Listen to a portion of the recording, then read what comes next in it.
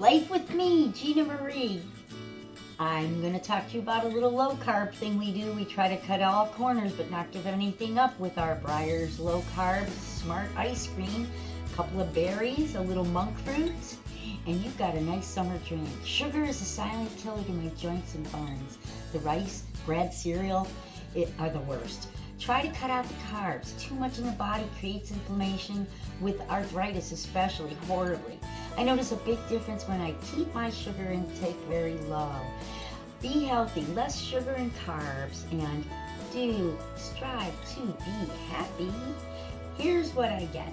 This is the monk fruit. It is from Indonesia and it is in the replacement of sugar. It is all natural. Use it in every aspect of sugar.